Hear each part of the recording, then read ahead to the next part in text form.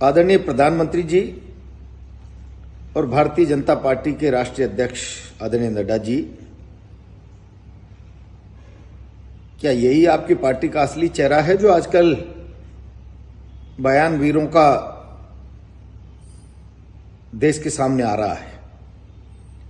पहलगांव के बाद भारत की सेना ने अद्भुत पराक्रम का परिचय दिया, सारा देश गर्व महसूस करता है और सेना के अधिकृत प्रवक्ता के रूप में साफिया कुरैशी को देश को इस जंग की जानकारी देने के लिए अधिकृत प्रवक्ता बनाया।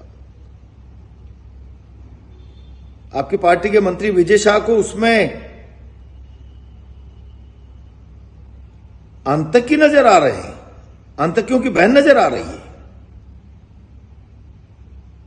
सेना की एक योग्यतम अधिकारी जो दुश्मन देश से और आतंक के खिलाफ लड़ाई लड़ रही है, भारत राष्ट्र को भारत की सेना की गई कार्रवाई से अवगत करा रही है और आपको उसमें आतंकी की बहन नजर आ रही है। मैं समझता हूं इससे दुर्भाग्यपूर्ण स्थिति इस देश के लिए कोई दूसरी हो नहीं सकती। और मोदी जी, अब तो पराकाष्ठा पार हो गई। नड्डा साहब, जब आपके जगदीश देवड़ा मुख्यमंत्री कहते हैं भारत की सेना प्रधानमंत्री के सामने नतमस्तक है, गर्व करना चाहिए भारत की सेना के उस अनुशासन पर जिसने कभी पाकिस्तान जैसे देशों की तरह राजनीतिक नेतृत्व को चुनौती नहीं दी।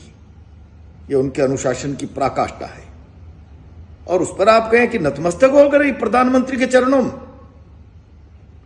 मुझे लगता है आपको ये मुगालता हो गया है बार बार जीतने से कि देश अब हमारे चरणों में नतमस्तक है और आप सेना को भी अपने चरणों में नतमस्तक समझने लगे हैं। भारत इसका जवाब मांग रहा है। क्या कार्रवाई की है नड्डा जी आपने आपके उप मुख्यमंत्री और मंत्री के खिलाफ,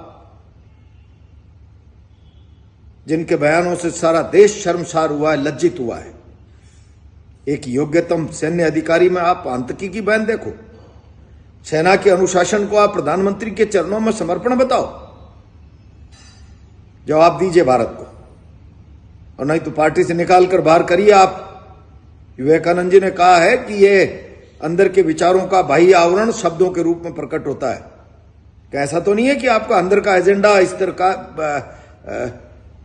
शब्दों में आपके मंत्री और उप मुख्यमंत्री के बाहर आ गया वो आवरण बनकर?